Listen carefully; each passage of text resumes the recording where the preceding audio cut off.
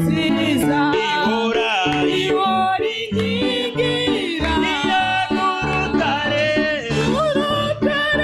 nubatse haleluya inzu yanjye yitagwa niyo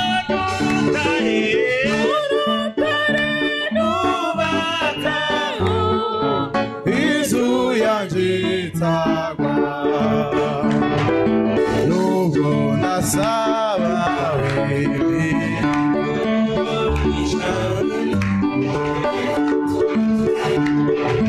uri umutambyi nemera umwami untegeka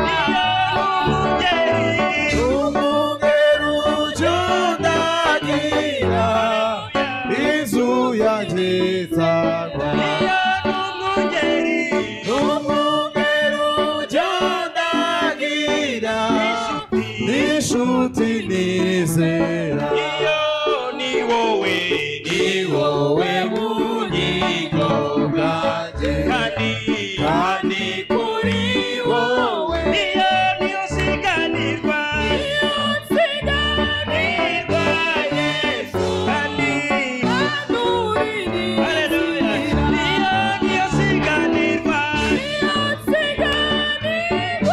Yesu kandi uri nizera niyo nuko ndasaba nuko ndasaba wemere ishimwe gushima nubwo nabasha kuvuga ibigukwiriye nubwo nabasha kuvuga ibigukwiriye. Est-ce qu'on peut acclamer pour le Seigneur? ese twakomera imana amashyi menshi Est-ce qu'on peut acclamer pour le ese Seigneur? twakomera imana amashyi menshi Même la force là que vous avez, même mbese la n'izo force, mbaraga mufite c'est Dieu qui vous a donné ça. n'imana yazibahaye nazo Même la possibilité de vous tenir debout, ndetse n'uburyo mufite bwo guhagarara c'est Dieu qui a accordé cela. nabyo n'imana yabibahaye Maintenant, est-ce qu'on peut acclamer ese pour le noneho Seigneur? twakomera imana amashyi menshi Voilà, on peut aussi pousser des cris de joie. ese twasunika ibyishimo Parce que notre Dieu le mérite. kubera ko imana yacu irabikwiriye Alléluia. amen Encore une bonne acclamation, s'il vous plaît. andi mashyi menshi ndabinginze Amen. amen Notre Dieu est bon. imana yacu ni nziza Dis à ton voisin dans une langue qu'il va comprendre, bwira mugenzi wawe mu rurimi ari bwumve Dieu est bon. imana ni nziza Imana ni nziza. imana ni nziza Et c'est pourquoi nous sommes ici ce soir. ni nayo mpamvu turi hano uyu mugoroba Alors, vous pouvez vous mettre. ndetse Voilà. mushobora noneho kwicara Maintenant, on peut se mettre. mushobora noneho kwicara Quelle joie. mbega umunezero Quelle joie. mbega umunezero Quelle joie. mbega umunezero Quelle joie. mbega umunezero Quelle joie. mbega umunezero Notre Dieu est bon. imana yacu ni nziza Avant d'aller plus loin, mbere y'uko mvuga byinshi j'aimerais d'abord que nous puissions lire un verset des Écritures. ndifuza ko twabanza mbere na mbere gusoma umurongo wa bibiliya On va prendre Genèse 26. tugiye gufata itangira igice cya 26. Nous sommes dans une fête, on s'assoit, on se met debout, on s'assoit, on se turi met mu debout. birori niyo mpamvu mutwihanganire ni ukwicara ni uguhaguruka Que cela ne vous dérange pas. ibyo ntibibatera ikibazo. Alors Genèse 26, itangira igice cya 26 on va prendre le verset 22 vite vite. turafata umurongo wa 22 twihuse. Ici, on va parler de Rehoboth un peu. hano tugiye kuvuga kuri Rehoboth gake. Je sais qu'il y a de grands serviteurs de Dieu qui vont creuser profondément Rehoboth. nzi ko hano hari abakozi b'Imana bari bwinjire mu burebure cyane Mais moi, kundenza. je vais seulement survoler la chose. njyewe ngiye kubica gusa hejuru.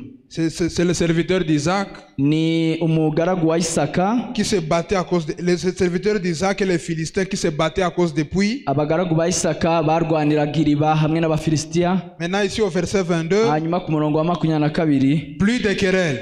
nta ntonganya zindi zihari. La Bible déclare, Bibiliya iravuga il partit de là avayo et creusa un autre puits. afukuza irindi riba.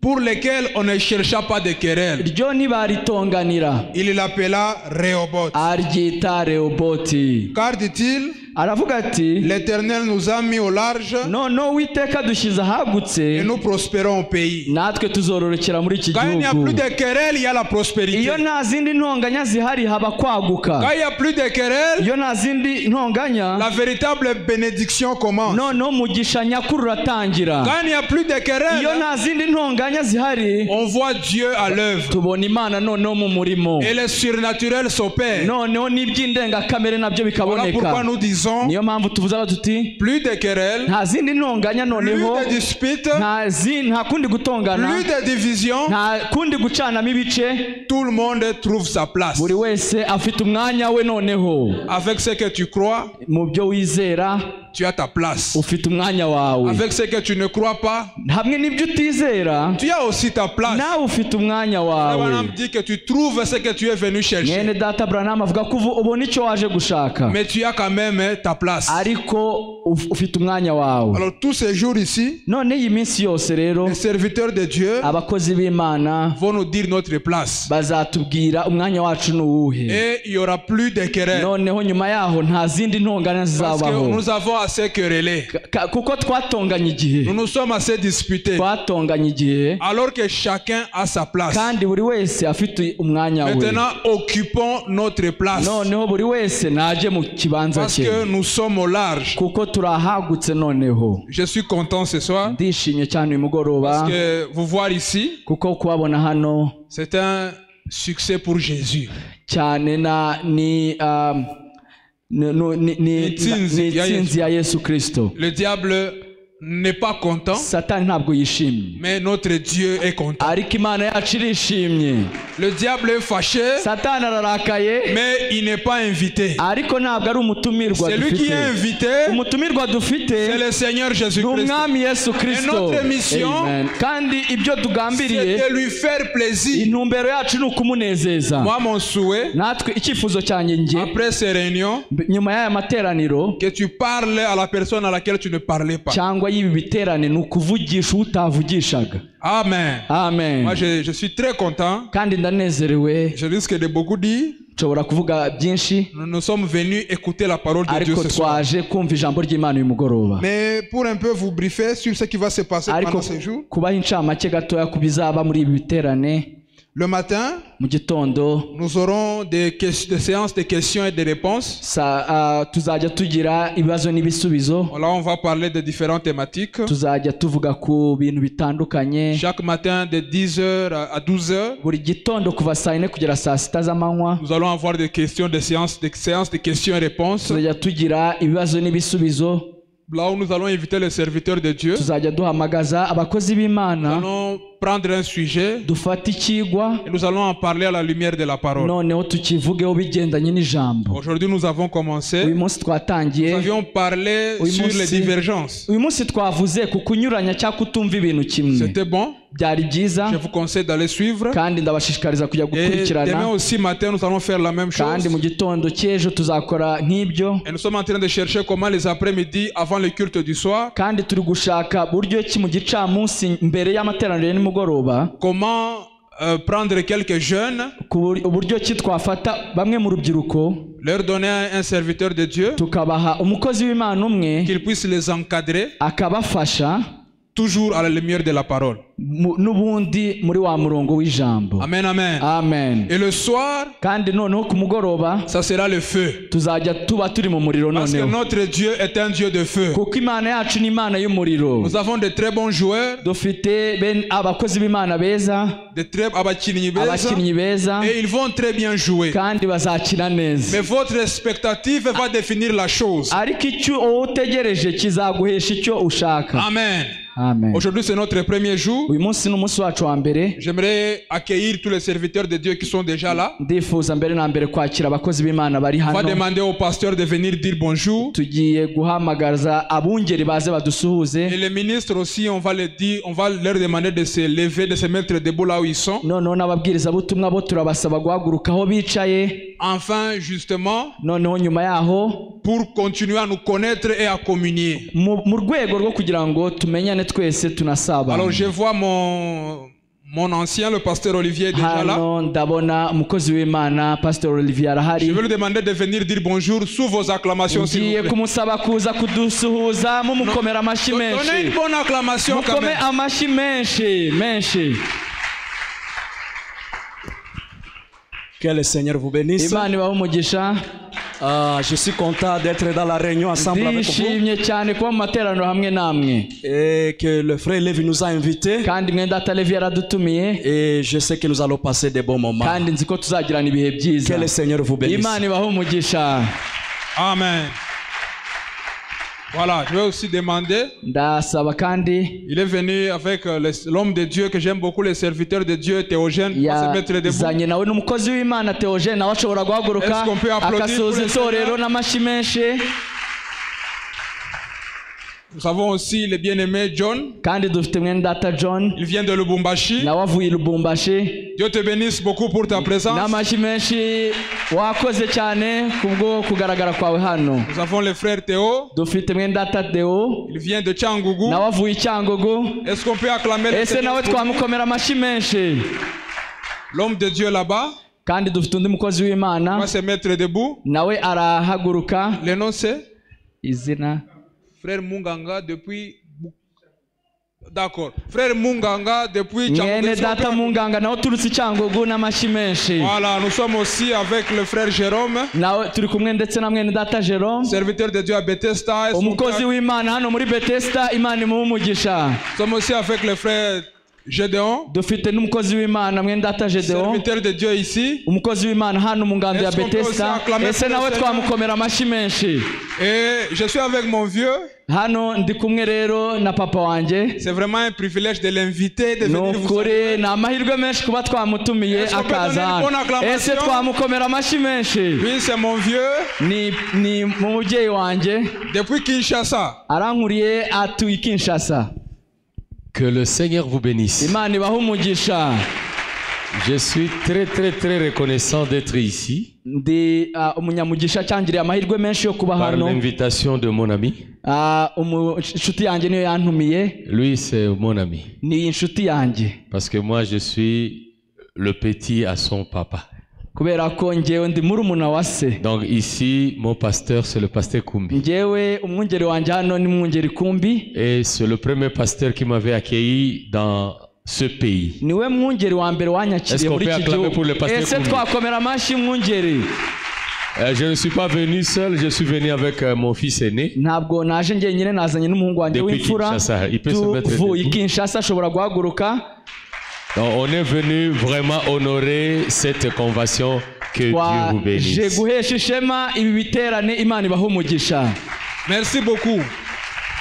Voilà, Urakoze cyane. et nous sommes avec l'ancien. Kandi turi kumwe n'umukuru. Je sais qu'il est occupé, mais quand même, il va nous dire bonjour. Nzi ko ahuze cyane ariko aradusuhuzaho gato. Nous aimerions aussi lui dire merci pour ce qu'il nous a prêté la salle. Ndetse turifuza kumushimira cyane ko yadutije icyumba. Il a dit, faites votre convention. Yaratubwiye ati rwose mugire umudendezo wo Alors gukora j'aimerais ibiterane que nous puissions byanyu. lui dire merci. Nifuza ko twamubwira turakoze. Et aussi lui dire d'approcher pour venir, ne serait-ce que dire que Dieu vous bénisse. Ndetse tukamutumira no kuba yaza niyo yavuga ngo Imana ibahe umugisha. Voilà, est-ce qu'on peut applaudir? Ese alors dushobora gukoma amashyi menshi.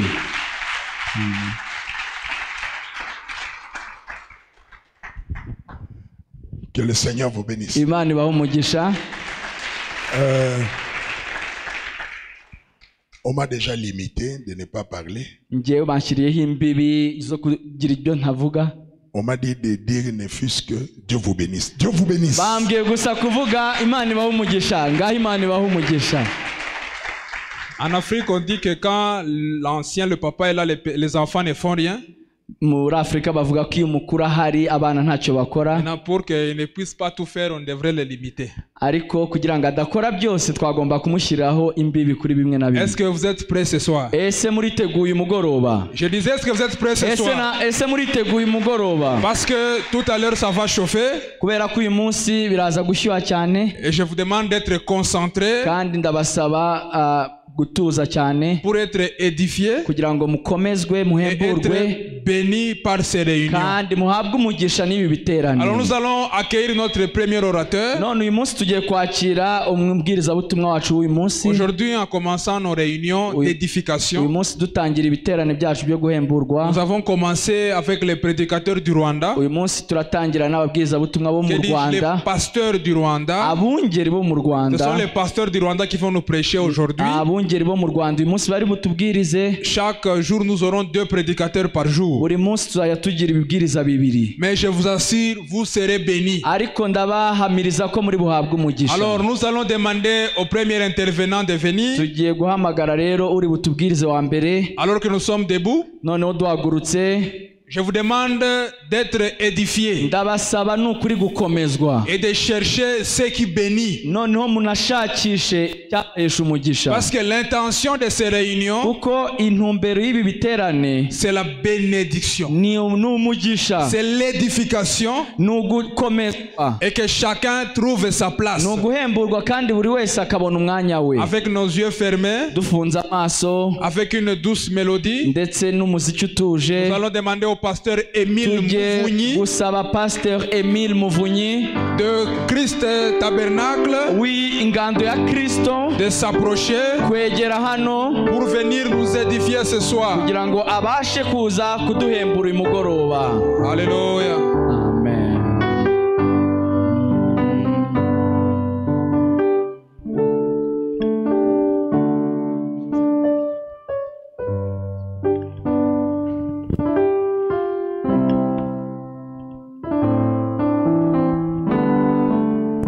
Imana ibahe umugisha.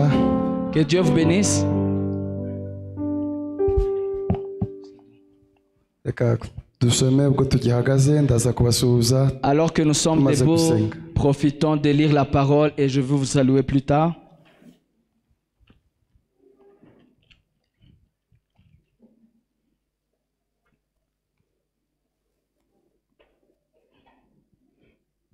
Turaza gufatanya hamwe, Ensemble, nous allons turafatanya mu gitabo cy'Abakorinto ba mbere dans le livre de 1 Corinthiens, igice cya 12 le chapitre 12, umurongo wa 13. le 13e verset.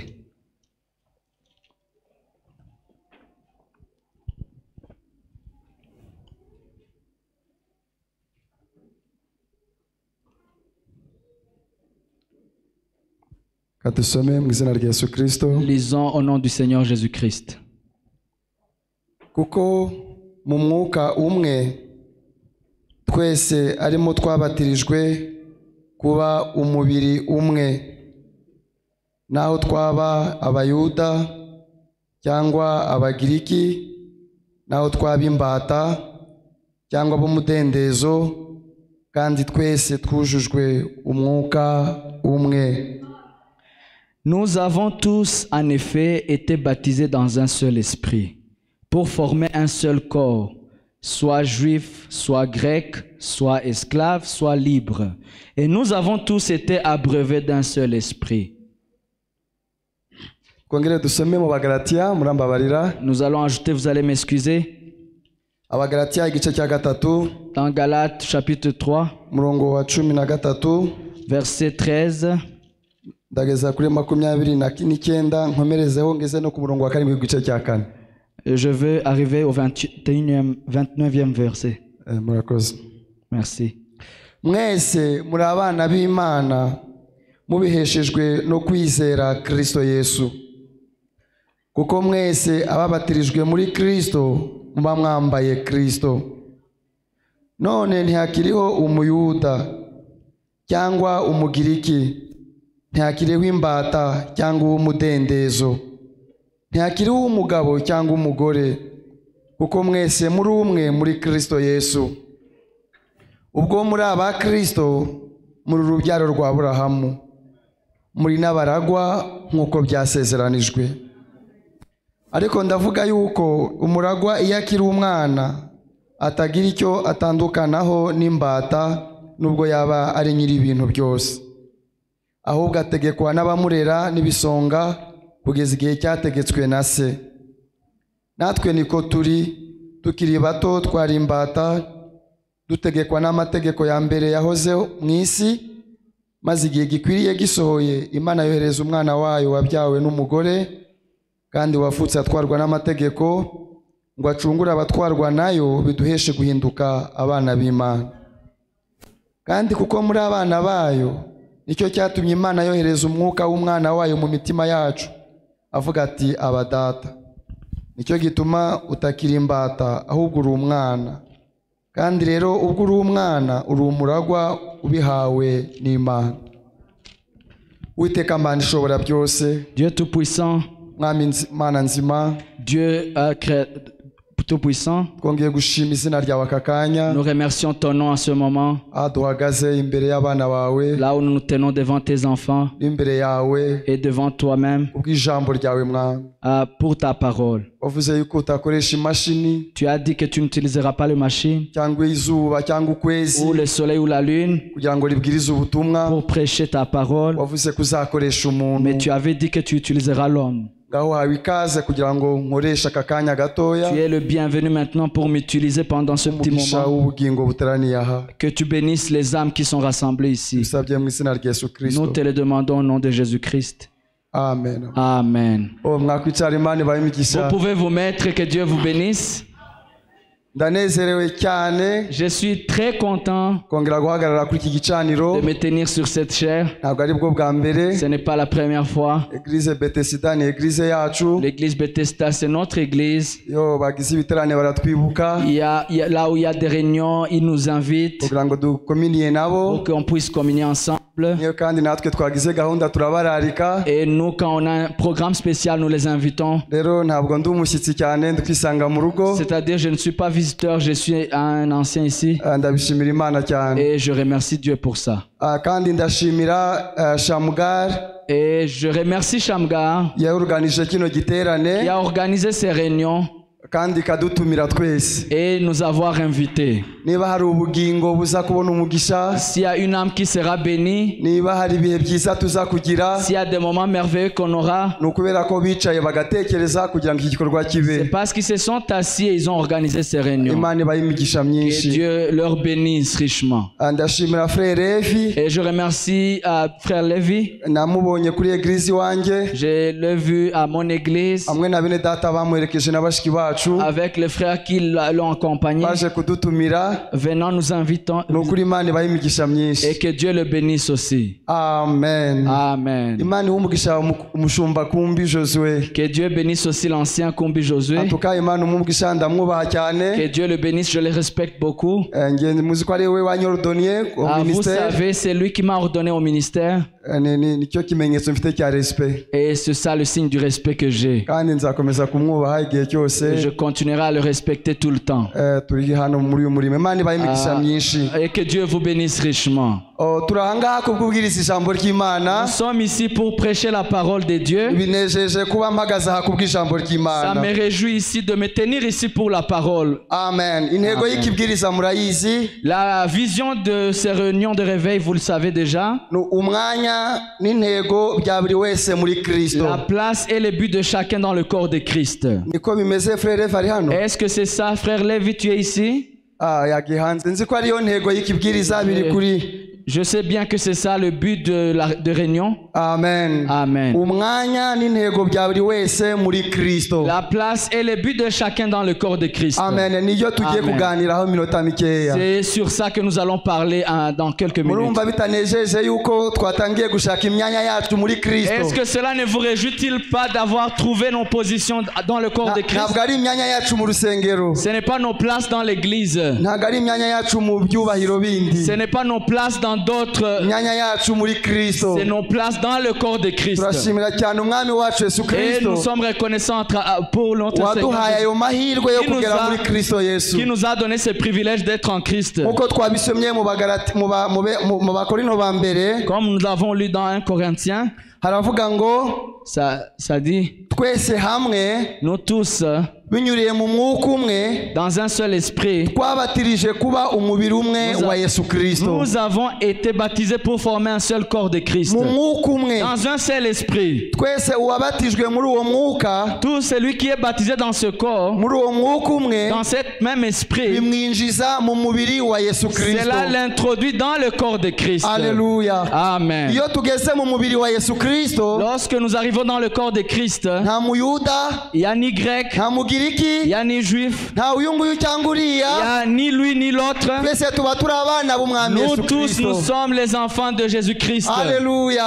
Amen. mvuka iwacu mu bantu 8. Je viens d'une famille de 8 enfants. Isano dufite La relation entre nous, iduhuje cyane le lien qui nous lie, ni amaraso, c'est le sang. duhuje amaraso. Nous partageons le sang. Amen. Amen. natwe iyo tuvutse mu mubiri wa Yesu Kristo Et nous, quand nous sommes nés dans le corps de Christ, isano tugira imwe le lien que nous ni partageons, uwo mwuka. c'est cet esprit même. Alléluia. Amen. ni uza kubriza barrière, C'est cet esprit qui brise les ni uza barrières. kuvanaho inzitizi n'imbibi. C'est cet esprit qui ôte Tukaba toutes les umwe muri obstacles. Kristo. Et nous devenons un dans Christ. Alléluia.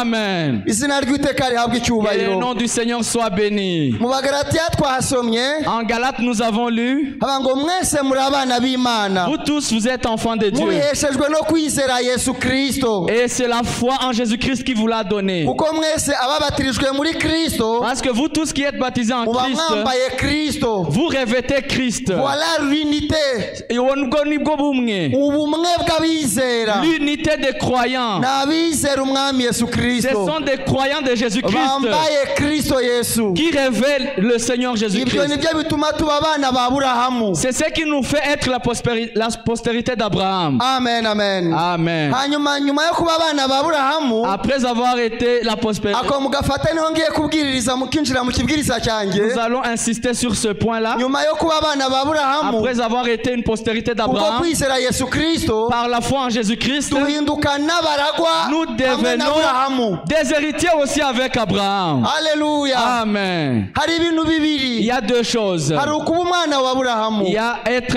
un fils d'Abraham. Amen. Amen. umwana wa Aburahamu muramuzi? Un fils d'Abraham, vous le connaissez, non?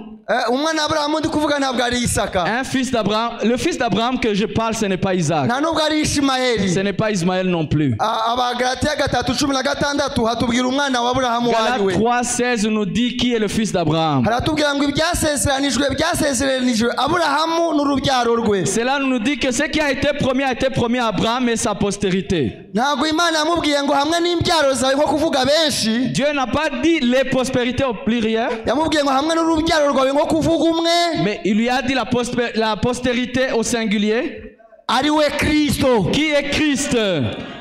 urubyaro rwa Aburahamu ni Kristo. La postérité d'Abraham, c'est Christ. Amen, amen. Amen. natwe kubwo kwizera Kristo Nous aussi, par la foi en Jésus-Christ, duhinduka urubyaro nous devenons les fils d'Aburahamu. d'Abraham. ntabwo duhinduka Isaka, Nous ne devenons pas Isaac. nta nubwo duhinduka Ishimayeli. Nous ne devenons pas non plus Ismaël. duhinduka urubyaro rwa Aburahamu ari rwo Kristo. Nous devenons la prospérité d'Abraham qui est Christ. Alléluia. Amen. nyuma yo guhinduka urubyaro rwa Aburahamu, Après avoir devenu la postérité kubwa Kristo uri d'Abraham, muri twe, par Christ qui vit en nous, noneho duhinduka n'abaragwa hamwe na Aburahamu. nous devenons aussi des héritiers avec Abraham. Alléluia. Amen. noneho rero ubwo tugomba kuragwa ibintu Maintenant, nous devons hériter combien de ibintu choses? bibiri. Deux choses maintenant. Amen. Amen. kubera ko mu ngobyi ya Edeni Parce que dans le jardin d'Éden, umuntu atubwira ngo nimushaka kumenya itangiriro ry'ibintu le prophète nous dit, si vous voulez savoir le commencement des choses, mujya mu ngobyi ya Edeni. allez dans le jardin d'Éden. Adamu yatakaje ibintu bibiri. Adam a perdu deux choses. Adamu yatakaje ubugingo buhoraho, Adam a perdu la vie éternelle. yatakaje ubuzima buhoraho, Il a perdu la vie éternelle. atakaza n'umurage muri ubwo buzima buhoraho, Il a perdu aussi l'héritage dans cette vie éternelle. cyangwa se umwanya muri ubwo bugingo Ou buhoraho. sa position dans cette vie éternelle. kubera ko turi kubwiriza ku mwanya wa buri wese muri Kristo. Parce que nous prêchons la position de chacun dans le corps de Christ. uvuga ngo hari ukugera muri Kristo Il y a de un, arriver dans le corps de Christ, aribwo bugingo buhoraho, ce qui est la vie éternelle. hari no kugira umwanya muri Kristo. Mais il y a aussi avoir la position dans le corps de Christ. Adamu yatakaje ubugingo buhoraho Adam a perdu la vie pour éternelle dire que yatakaje Kristo, c'est-à-dire il a perdu Christ. nyuma atakaza n'umwanya we muri Kristo. Et après, il a aussi perdu sa position en Christ. Icyo nicyo cyitwa umurage. C'est ce qu'on appelle l'héritage. Il a perdu son héritage. Yatakaje umurage we. Igihe yatakaje ubuzima. Lorsqu'il perda sa vie. Amen. Amen. Reka ndebe aho tubisoma. Ndabizi mujya mwishima iyo Branham avuze. Lisons cela parce que je sais que vous aimez lorsque le prophète parle. Amen. Amen. Tugiye mu kibwiriza umuhanuzi, c'est la brèche entre cette adréglisation. Allons dans le sermon que le prophète a intitulé La brèche. Paragraphe y'ijana. Le 100e paragraphe. Niyo nsoma cyangwa nayo n'ijana n'rimwe gusa. Je veux simplement lire cela et le paragraphe 101. Bon, quand nsome. Lisons. Il a aussi perdu son héritage quand il a perdu la communion qu'il avait. Yatakaje n'umurage we bwo yatakazaga ubusabane yari afite. Et son droit à la vie. Ndetse n'uburenganzira bwe ku bugingo. Souvenez-vous. Mwibuke. Ibyo mubyibuke. Souvenez-vous de cela. Les jours où tu en mangeras. Igihe uzarya kuri kiriya giti. Ces jours-là tu mourras. Nicyo gihe uzapfira. Et quand il a perdu sa vie, kandi igihe yatakaje ubugingo bwe, il a aussi perdu son héritage dans la vie. kandi yatakaje n'umurage we muri ubwo bugingo. Parce qu'il avait autorité complète et suprême sur la terre. kuko yari afite gutegeka ku bintu byose. Il était Dieu de la terre. yari imana ntoya ku isi. Dieu le Dieu du renouvel partout. Imana yari imana ya byose. Mais son fils avait cette terre sous sa propre autorité. ariko umwana wayo we yari afite gutegeka isi. Il pouvait prononcer la parole. yashoboraga kuvuga ijambo. Il pouvait donner des noms. yashoboraga gutanga amazina. Il pouvait déclarer des choses. yashoboraga kuvuga ibintu Il bikabaho. pouvait allaiter la nature. yashoboraga guhagarika ibyaremwe. Il pouvait faire tout ce qu'il voulait. yashoboraga gukora ibyo yashakaga byose. Voyez, mais quand il a fait cela, il a perdu son héritage. ariko amaze kubikora atakaza uwo murage we. Noneho twajyanye. Est-ce que nous sommes ensemble? Amen. Amen. Igihe Adamu yatakaje ubugingo buhoraho, Lorsqu'Adam a perdu sa vie éternelle, yatakaje n'umurage muri ubwo bugingo buhoraho. il a également perdu son Yatakaje héritage dans la n'umwanya vie. we muri ubwo Il bugingo. a perdu sa position dans la vie. Twese tugomba kubona ubugingo buhoraho. Nous tous, nous devons avoir la vie Kuko éternelle. ni Kristo twatakaje. Parce que c'est Christ que nous avons perdu. Ubugingo buhoraho ni ikintu kimwe La gusa. vie éternelle, c'est une chose. Icyo Branham yita Zoe. C'est ce que Branham appelle Zoé. Ubugingo buhoraho ni umwami Yesu Kristo. La vie éternelle, c'est Jésus-Christ. Ni ijambo. C'est la parole. Mbere na mbere hariho jambo.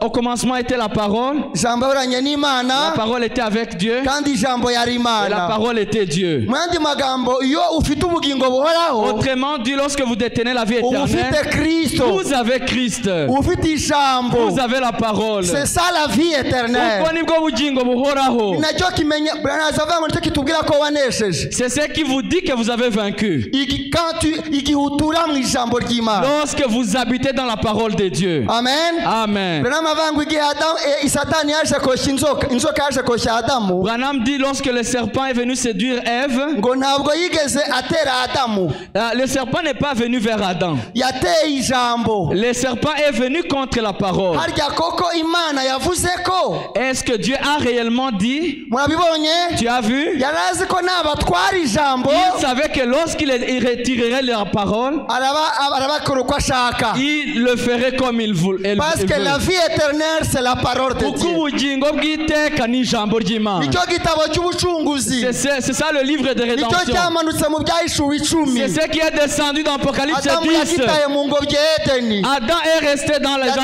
Yataye ijambo d'Éden. Il ry'Imana. a perdu la parole. Christ lui-même. Christ ubwe.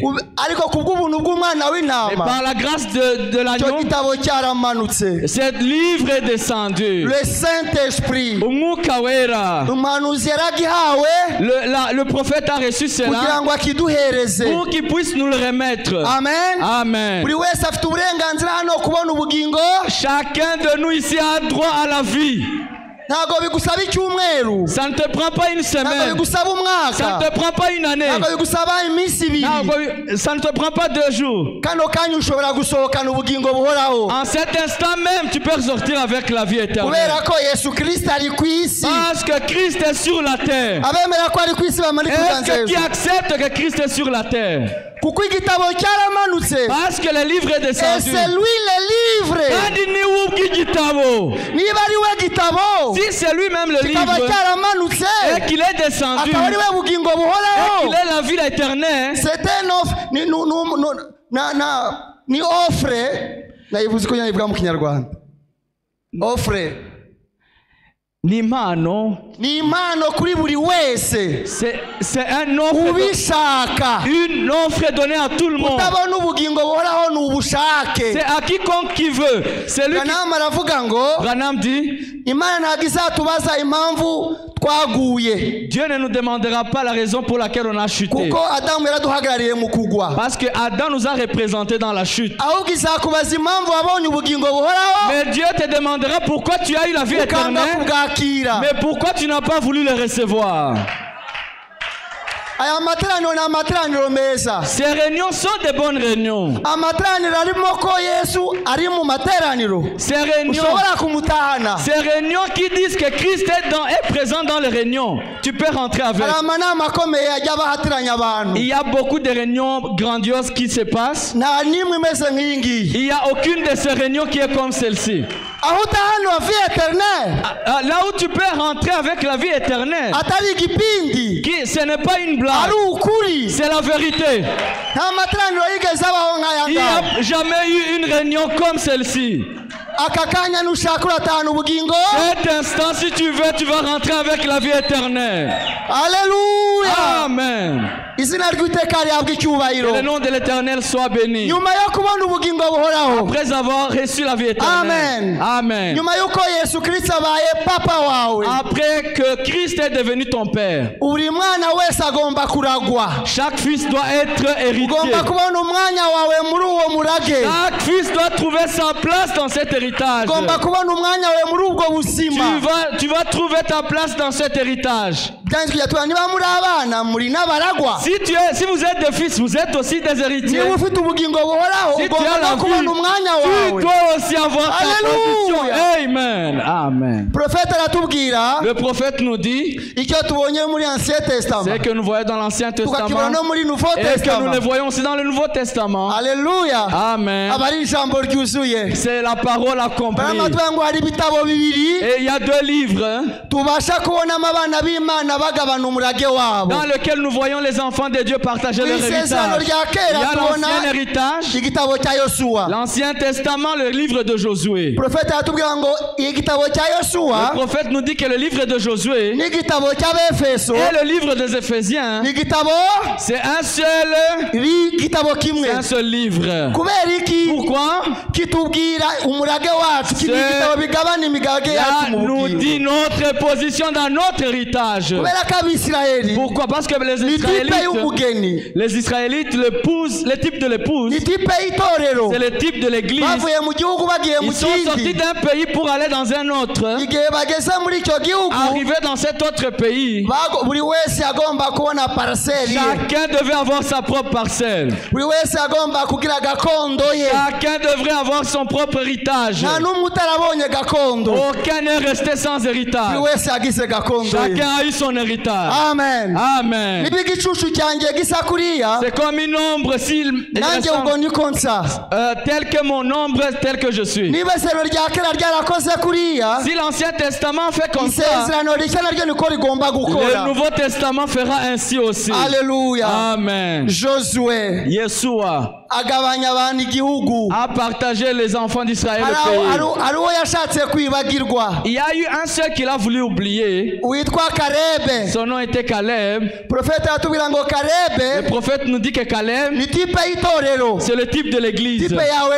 C'est le nanjye type de toi et moi. karebe yagiye kubwira yosuwa ngo ngiye kutampaye umugabane Caleb wanjye a dit à Josué, pourquoi moi tu m'as pas donné mon héritage? hanyuma yosuwa amubwira ngo kubera iki nguguhereza Et Josué lui a dit, pourquoi te donnerais-je? avuga ngo ugomba kuwuma Mais Caleb a dit, tu dois me le donner. kandi uwo mugabane ni uyu musozi wa heburoni Et cet héritage, c'est cette montagne d'Hébron. kuko imana niyo yawumpaye ngo Parce mugabane que c'est Dieu qui me l'a donné en igihe possession. nageragezwaga Lorsqu'il a été igihe nageragezwaga lorsqu'il a été tenté, Prophète aravuga ngo Le prophète dit, buri mwana wese wo mu Isirayeli chaque fils d'Israël, igihe nyina yabaga ari ku bise byo kumubyara. lorsque sa maman était dans le douleur de l'enfantement, Ah, merci beaucoup douleur de l'enfantement, Mu bise. yamuhaga izina risa n'umuraga azabona mu gihugu sa cy'isezerano. maman lui donnait le nom qui était comme le pays qui devait, l'héritage qu'il devrait recevoir. Tugeragezwa n'icyo tuzaba cyo mu mubiri. Nous sommes tentés pour devenir ce que nous serons.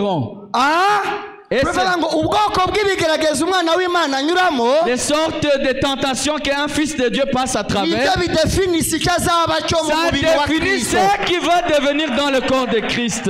Aleluya. Amen. Niko profeta atubwira. C'est ce que le prophète Niyo mpamvu nous dit. Yosuwa yamubwiye ngo igihe nageragezwaga, C'est pour cela Josué lui a dit, lorsque igihe je fus nagiye tenté, gutata kino gihugu, lorsque j'ai espionné ce nyura mu pays, banaki, lorsque j'ai passé par les nyura larmes, mu bibazo, lorsque j'ai passé à travers les umutima wanjye problèmes, wari umwe mon n'uw'Imana. cœur était un avec celui du Ibyo byatumye Imana ivuga mu muhanuzi Mose, Cela a fait que l'Éternel aho dit, wakandagiye hose l'Éternel a dit à Moïse, là où tu poseras les pieds, ndahaguhaye. là où tu poseras les pieds, je te donne Alléluia. en possession. Amen. Izina ry'Uwiteka rihabwa icyubahiro. Que le nom de l'Éternel Kuko soit umuhanuzi béni. aratubwira ngo umwuka wera Parce que le prophète nous dit que le niwo Saint-Esprit, Kanani yacu. c'est là Canaan pour nous. Umwuka wera niwo Kanani. C'est le Saint-Esprit, c'est Canaan pour nous. Iyo wihana ibyaha byawe ukabatizwa, Lorsque tu te répands, que tu te fais baptiser, uba utangiye urugendo. là tu viens de commencer ton voyage Uri kujya mu ijuru, vers le ciel. vers le baptême. Ujya ku mubatizo. Iyo umaze kwihana, Après avoir repenti ugabatizwa amazi mu izina rya Yesu Kristo, et que tu aies reçu ton baptême au nom de uba Jésus-Christ, utangiye urugendo. tu viens de commencer ton voyage. Ruri kujya he? Allant vers où? Mu mubatizo w'umwuka wera. Vers le baptême du Saint-Esprit. Niyo mpamvu habanza gutsindishirizwa, C'est-à-dire, on commence par la justification, habanza la kwezwa, sanctification hakaza n'umubatizo w'umwuka. et le baptême Aleluya. du Saint-Esprit. Amen. Iyo umaze kugira mu mubatizo w'umwuka wera, Après avoir été baptisé par le Saint-Esprit. aleluya, Amen. noneho ugeze mu mubiri wa Kristo. Maintenant, vous êtes dans le corps de Christ. Bantu batubwira ngo ibiri muri uwo mubatizo w'umwuka wera byose, Maintenant, le prophète nous dit que c'est tout ce qui est dans ce baptême du ibiri muri Saint-Esprit. Kristo Yesu Tout ce byose, qui est dans Christ. Imana irabiguhaye. Tout ce qui est en Christ, Dieu te le donne. Ariko Mais buri gace kabigize uzakarwanira. chaque pouce du terrain, tu vas te combattre pour. Mu mubiri wa Yesu Kristo harimo guérison divine, Dans le corps de Christ, il y a la guérison divine. ariko ntabwo uzabibona sans combattre. Mais tu n'auras pas ça sans utarbirwani. Mu mubiri wa Yesu Kristo Dans le harimo corps de ubutunzi, Christ, il y a la richesse. ariko ntabwo uzabibona utarwanye. Mais tu n'auras pas ça sans combattre. Mu mubiri wa Yesu Kristo Dans le corps de Christ, harimo ubwoko bwose bw'imigisha, il y a toutes sortes de nta bénédictions. na kimwe uzabona Il utarwanye. n'y a aucune chose que tu auras sans combattre. Urwana ute? Tu combats comment? Ubwira Satani ngo Tu dis à Satan, gukira kwanjye kwakuriya kwa kimana n'ukwanjye. la guérison divine m'appartient. Kambwira ngo kuko haranditswe ngo Parce qu'il est écrit, kubera ko tiya un titre de propriété. kuko ufite icyangombwa cy'ubutaka. Amen. Ufite icyangombwa cy'uko ibyo ari ibyawe, Il y a le titre de propriété, de kandi icyo possession. cyangombwa ni umubatizo w'umwuka wera. Icyo cyangombwa cy'ubutaka, c'est le Ngo baptême du haranditswe Saint-Esprit. ngo. Il est écrit, Haranditswe il ngo est écrit, ijambo ry'Imana la parole de Dieu, rinesha Satani ça combat Satan igihe icyo ari cyo cyose, à tout temps, aho ariho hose, à n'importe quel n'uburyo ubwo endroit ari bwo.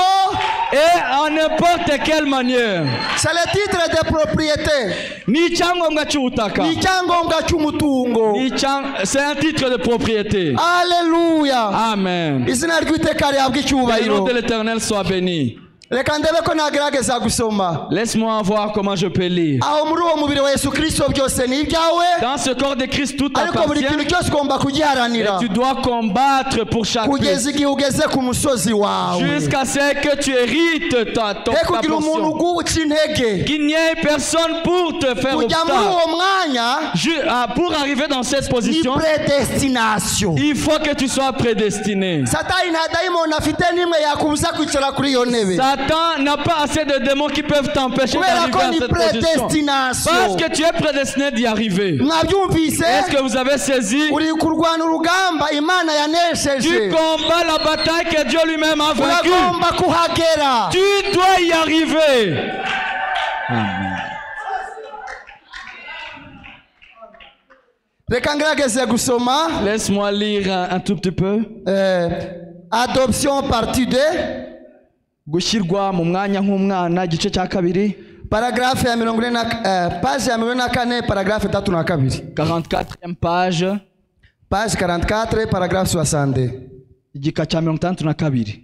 Or l'épître aux Éphésiens nous place dans nos positions en Christ Igitabo cy'Abefeso kidushyira mu myanya mu mubiri wa Kristo. comme eux ont été placés dans la terre sainte. Nk'uko nabo bashyizwe mu mwanya muri buriya butaka bwera. Nous ne sommes pas placés dans la terre sainte Twebwe ntabwo dushyirwa mu butaka bwera, mais dans le Saint-Esprit. ariko ni mu mwuka wera. Amen. Amen. Paragraphe 65. Ku gika cya 65. Maintenant, si vous voulez savoir comment on entre en Christ, None niba mushaka kumenya uko binjira muri Kristo, prenez 1 Corinthiens 12. mufate Abakorino ba mbere igice cya 12. Il est dit, Haravuga ngo nous avons tous, tuzi neza ko en effet, été baptisés d'un seul esprit twese twabatijwe mu mwuka umwe pour former un seul corps. kugira ngo tube mu mubiri umwe. Comment? Gute? Baptisé de quoi? Twabatijwe n'iki? Du Saint-Esprit. N'umwuka wera. Non pas du baptême d'eau. Ntabwo ari umubatizo w'amazi Pour les gens de l'église de Christ, ku bantu bo mu itorero rya Kristo. d'un seul majuscule, d'un seul esprit. Ni mu mwuka umwe kandi umwuka w'Imana. Non pas d'une seule poignée de main, Ntabwo ari ukuhuza ibiganza gusa d'une seule lettre, cyangwa kuvuga ikintu runaka d'une seule aspersion, cyangwa kuminjirwa mais nous amazi. sommes tous baptisés d'un seul esprit pour former un seul corps. Ngo twabatijwe mu mwuka umwe kugira ngo tube umubiri umwe. Notre possession, Iyo niyo gakondo yacu. le pays que Dieu nous a donné pour que nous vivons, Igihugu Imana yaduhaye ngo tukibemo. le Saint-Esprit. Umwuka Alléluia. wera. Amen. Binyibukiza ahantu umuhanuzi atubwira Ça me rappelle là où le prophète nous dit ngo mu ijuru au ciel ce n'est pas un lieu géographique. ntabwo ari ahantu nk'uko wavuga ngo ahantu runaka. Oya, Non. igihugu cyacu Notre pays à nous, c'est le Saint-Esprit. umwuka wera. Haleluya.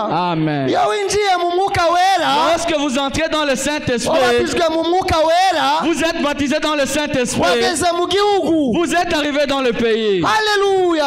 Amen. Niyo kanane yacu. C'est notre Canaan en nous. Amen. Amen. Icyo gihe utangira gushaka umwanya wawe. Maintenant, vous commencez à chercher votre Kuko Yesu position. yaravuze ngo Parce que Jésus a dit, mwizere Imana nanjye munyizere. croyez à Dieu et croyez en moi aussi. Mu rugo rwa data hariyo amazu menshi. Dans la maison de mon père, il y a plusieurs demeures. Iyo ataba mba mbabwiye. Si ce n'était pas ainsi, je vous l'aurais dit. Ariko ngiye kubategurira Mais hanyu je vais vous préparer une place. ngo aho ndi namwe muzabeyo. Que là où je suis, vous y soyez aussi. Branham aravuga ngo mwabonye. Branham dit, vous voyez, Ngo ntabwo yavuze ngo aho nzaba namwe muzabeyo. il n'a pas dit là où je serai, vous y serez aussi. Yaravuze au temps présent. Il dit au temps présent. Aho ndi Là où je suis, namwe. et vous aussi. Haleluya. Amen. Aho ndi kano kanya. Là où je suis en ce moment Ngiye même, kubategurira imyanya. il vous a préparé Ngiye des kububakira places. amazu. Il vous a préparé Mu des rugo maisons. rwa data. Dans la maison de nos Nzagaruka pères. mbajyane. Je reviendrai vous Aho prendre. ndi kano Là où kanya. je suis en cet Namwe instant, muzabeyo. et vous aussi vous y serez. Prophète avuga ngo mu rugo rwa data Le prophète nous dit la maison du ntabwo Père. ari ukuvuga ko ari inzu imeze itya ifite ibyumba Ce byinshi. n'est pas une maison comme celle-ci avec Ni plusieurs ukuvuga ngo mu pièces. mubiri wa Kristo C'est-à-dire dans le corps de Christ, hariho urugo rwa data c'est qui est la maison du harimo Père. imyanya Il y myinshi. a plusieurs positions. Nzagaruka mbajyane. Je reviendrai vous Alléluia. prendre. Amen. Bamwe mu mubiri baba ba abandi baba ba abandi babe bariya. Certains seront ceci, c'est cela et cela dans le corps. Mu kibwiriza umuhanuzi c'est les choses qui doivent arriver. Dans la prédication que le prophète a intitulée Ibintu bigomba kubaho, Aravuga ngo il a dit, ntago tugitekereza ijuru nous ne pensions pas le ciel nk'uko mama yajyaga arinshushanyiriza comme maman me le représentait. ko tuzicara hejuru y'ibicu C'est-à-dire, on sera assis sur les nuages, abamarayika bakaducurangira. les anges vont jouer des harpes. Profeta avuga ngo ibimenyetso igihe byabumbuwe Le prophète a dit lorsque les seaux étaient brisés, twamenye icyo ijuru risobanuye. nous avons su ce que représente le ciel. le ciel vit dans la parole. ijambo ijuru ni ijambo. Iyo ugeze mu mwuka wera, Lorsque vous atteignez le Saint-Esprit, iyo winjiye mu mwuka wera, lorsque vous entrez dans le Saint-Esprit, tu arrives déjà dans le pays. wahageze ni mu gihugu. Uri mu gihugu. Tu es arrivé. Alléluia. Amen. Aho Yesu yarari, Là où Jésus était, nawe urahari. toi aussi tu y es. Mwari mwasoma Mariko. Est-ce qu'avez-vous lu déjà Marc? Mariko igice cya 16. Marc au chapitre 16, Umurongo wa 20. le verset 20, Haravuga ngo cela dit, Yesu arabasezera, Jésus leur disait au revoir arazamurwa, et il monta au ciel, ajya mu ijuru, monta au ciel yicara iburyo bwa Data. et il s'est mis à la droite du Père. Abo nabo barasohoka, Et aussi eux sortirent Yesu ari kumwe nabo, et Dieu était avec eux. akomeresha ijambo ry'ibimenyetso byagendanaga naryo. Jésus et cela était accompagné par des signes de prodiges et de miracles. Yari mu ijuru iburyo bwa Se, Jésus était en même temps à la droite du Père. kandi ari no muri abo ngabo bagiye Et kubwiriza, à cet akomeresha instant, il ibimenyetso était au milieu byagendanaga de naryo. ceux-là qui allaient prêcher l'évangile. Mwanyumvise? Ah, m'avez-vous saisi? Alléluia. Amen. Nuvuga ngo tumaze kwinjira mu mwuka wera turi mu gihugu. C'est-à-dire, lorsque nous sommes dans le Saint-Esprit, nous sommes dans le pays. Profeta avuga ngo icyo gihugu muzi nyiracyo Le prophète dit, vous savez de qui appartient ce pays? umwami Yesu Kristo. C'est le Seigneur Jésus-Christ. Niryo zina ry'Imana yacu. C'est ça le nom de notre Umwami Dieu. Yesu Le Seigneur Jésus-Christ. ni ijambo. C'est la parole. Profeta aravuga ngo Le prophète dit, nde waba mu gihugu qui peut être dans un pays akanyuranya n'umwami, et contredire le roi? ntabwo bibaho. Cela n'existe jamais. Iyo wageze muri icyo gihugu cy'umwuka wera, Lorsque vous êtes aussi dans le pays du Saint-Esprit, Alléluia, Amen, ntabwo unyuranya n'ijambo ry'Imana, vous ne pouvez pas contredire la kuko parole. umwami w'icyo gihugu ni ijambo. Parce que la parole, le roi de ce pays, c'est la parole. Alléluia. Amen. Reka ndebe ko nasoma nihuta iminota yanjye nsigaranye. Laisse-moi voir si je peux lire dans quelques minutes qui me restent. Paragraphe turabanza adoption partie 3. Gushyirwa mu mwanya nk'umwana igice cya gatatu. Paragraphe 96. Au paragraphe 93. No, pardon, page 96. Au page 93. Paragraphe 194. Au paragraphe 194. Kugeza 195. Jusqu'à 195. C'est à ça que Dieu veut amener l'église de Pentecôte. Aho ni Imana ishaka kwerekeza itorero rya Pentecote. Dans l'épître aux Éphésiens. Muri icyo gitabo cy'Abefeso. Qu'est-ce que vous comprenez? Ese murahumva iki? Nous devons terminer. Dushaka gusoza. Parce qu'il est très matin. Kuko bwije. Les enfants ont sommeil. Abana barasinzira. J'aurais voulu arriver ici à ce verset. Nifuza kugera kuri uyu murongo. Mais pour que mais maintenant pour ce qui est de votre placement, ariko kubyerekeye gushyirwa mu mwanya kwanyu, comment est-ce que ça se passe? Ese bigenda bite ibyo? D'abord vous naissez dans le royaume par le Saint-Esprit. Mbere na mbere muvukira mu bwami mu mwuka wera. Ntago washaka umurage utaravuka. Vous ne pouvez pas chercher la possession avant de naître. Papa afite responsabilité kuri jewe kumurage ko ndi umwana we. Papa est mon responsable. Ariko igihe utafite watabyaye ntago yamwereza umurage. Papa ne peut pas donner la responsabilité à celui qui n'a pas mis au monde. D'abord abanza kukubyara. Il te met au monde d'abord. Kandi type yacu ni type y'Imana. Et notre type, c'est le type de Dieu. Tu dois d'abord, ugomba kubanza kuvuka bundi. Vous devez d'abord naître de nouveau. Par le Saint-Esprit. Kubw'umwuka wera. Combien savez ça? Ese ni bande bari babizi ibyo? Très bien. Ni byiza. Ensuite, nyuma yaho rero, wamaze kuvuka, après avoir né, vous êtes prédestiné à arriver à quoi? noneho waratoranijwe kera kugira ngo ugere hehe? Arriver à quoi? À l'adoption. Kugera gushyirwa mu mwanya nk'umwana. Qu'est-ce que ça dit bivuga iki? Ese bivuga iki? Vous êtes prédestiné à être placé. Mwatoranijwe kera gushyirwa muri iyo myanya. Amen. Amen. Wamaze kuba umwana w'Imana. Vous êtes déjà devenu fils de Dieu. Éternelle. Vous avez la vie éternelle nta maintenant. wabigushidikanishaho Aucun homme ne peut te contredire sur ça. kuko profete atubwira ngo C'est ce que le prophète nous dit. iyo wavutse bundi bushya Lorsque vous naissez de nouveau, hari ibintu bitatu bibimenya il y a 3 choses qui sont wowe au courant. urabimenya Toi, tu es au courant de ça. n'imana irabimenya Et Dieu le sait aussi. amen Amen. satani nawe arabimenya Et Satan aussi le sait. profete atubwira ngo satani ntimugire ngo ntazi ibyanditswe nk'aba banyateolojiya. Le prophète nous dit, ne vous y trompez pas, Satan, que Satan ne sait pas les Écritures comme ces igihe théologiens. abandi batari bazi yesu Lorsque les autres ne connaissaient pas Jésus, amadayimoni yari azi ko ari umwana w'imana. les démons, eux, savaient qu'il était le Fils de Dieu. Yesu tuzi ko uri umwana w'imana Jésus, nous te savons comme Fils de Dieu. niwe wayacyashye. C'est eux. abapasitori bayimwitaga berizebuli Les pharisiens, lui appelaient Belzéboul, ariko amadayimoni amwita umwana. mais les démons, lui appelaient Fils de Dieu.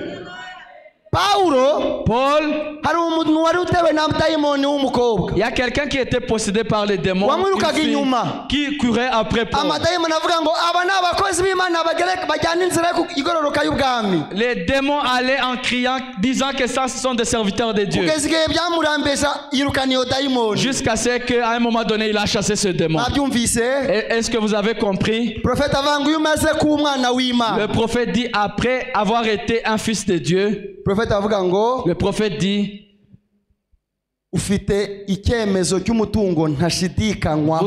vous avez le titre de propriété incontestable.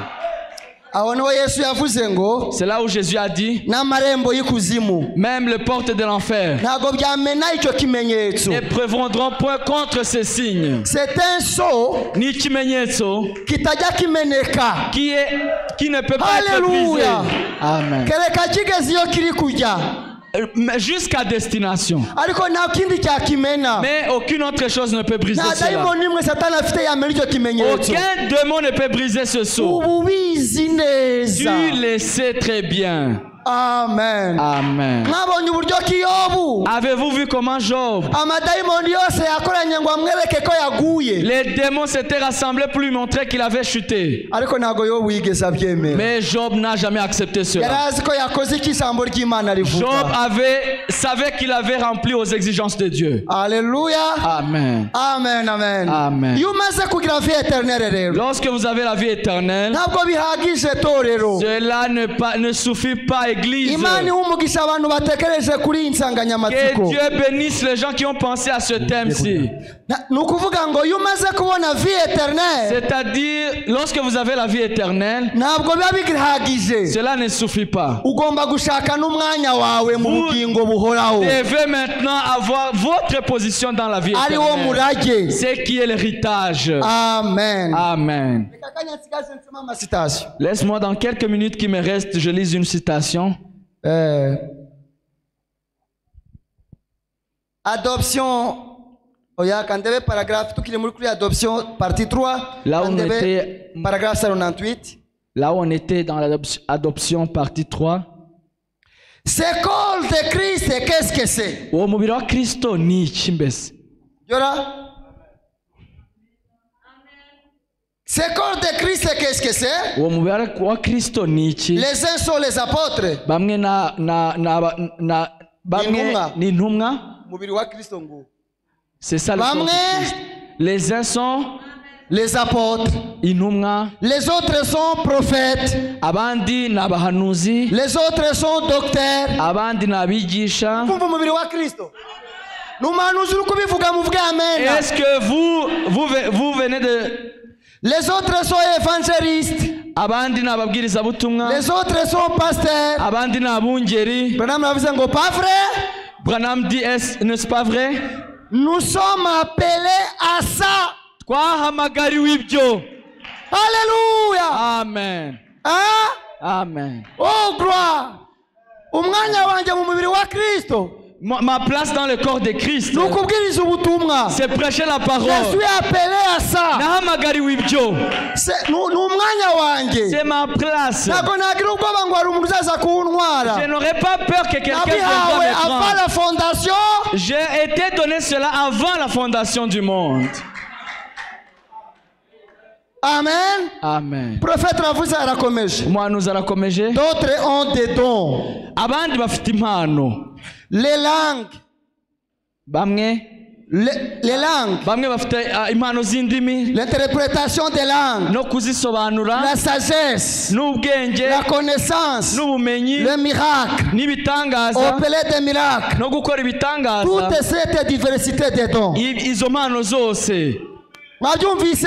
est-ce que vous avez Uwo ni wo saisi? mubiri wa Kristo. C'est ça le corps de Christ. Alléluia.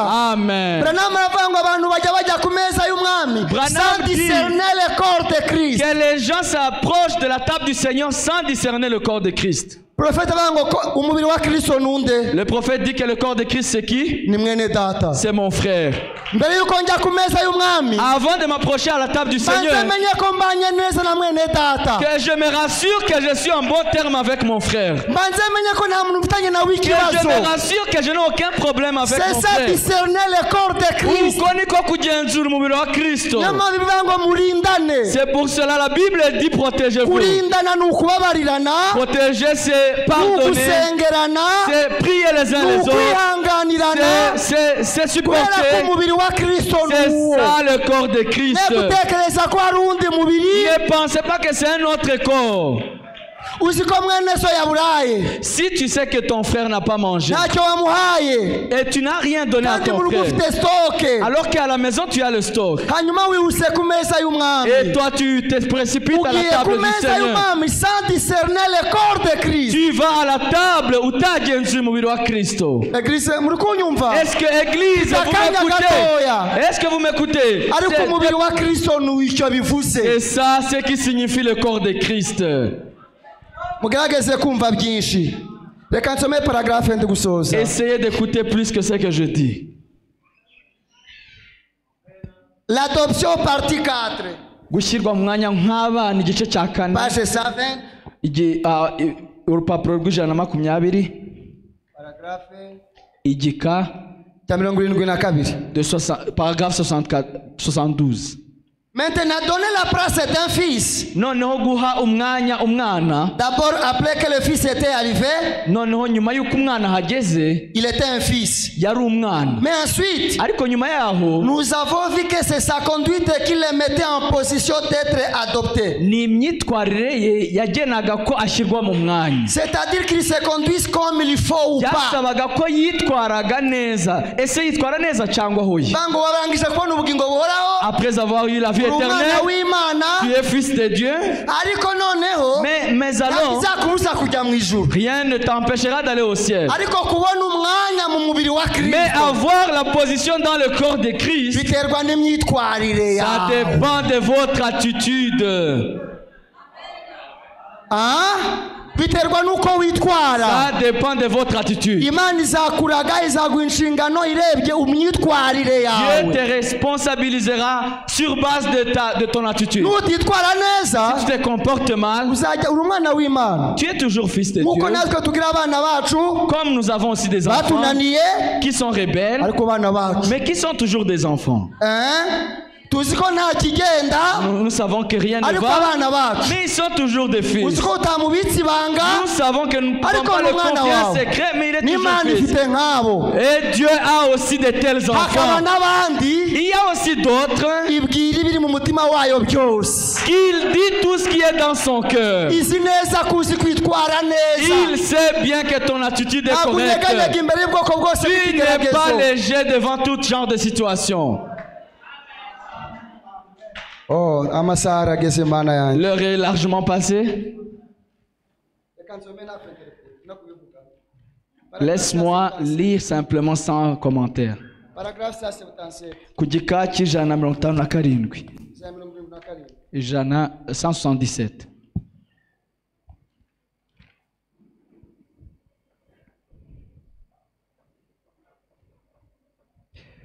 Un héritage par prédestination.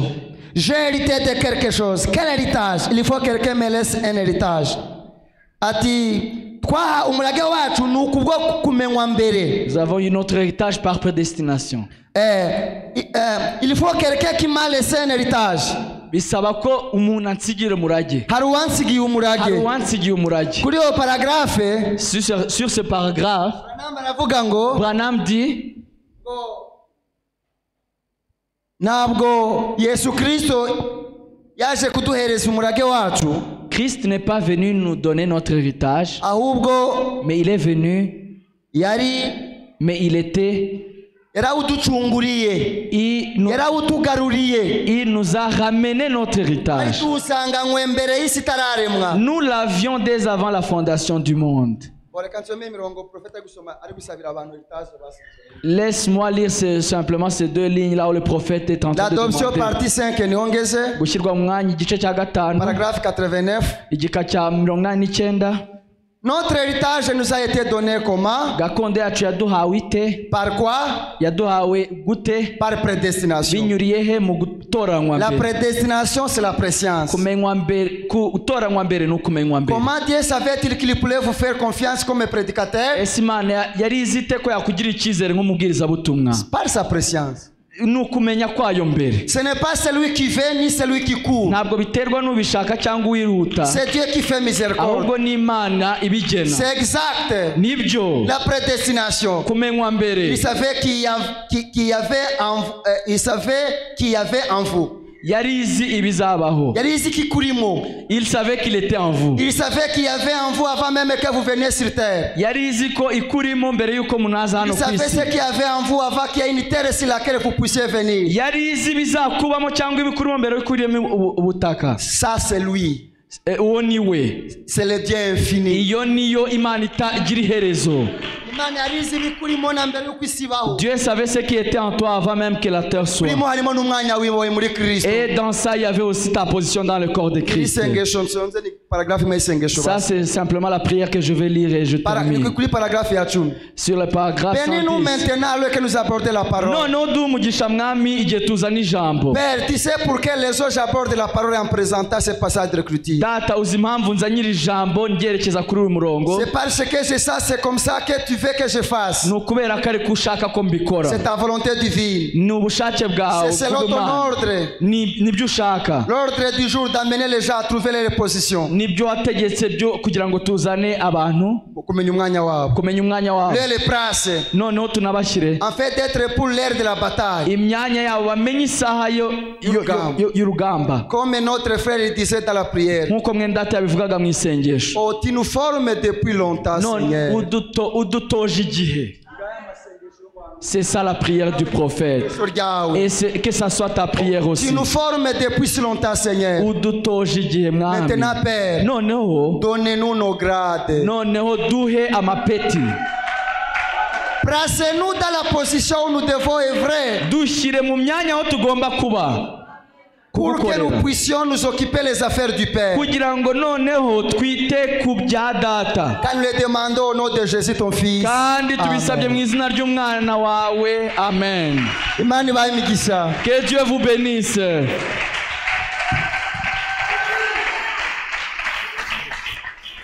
Est-ce qu'on peut encore acclamer le Seigneur?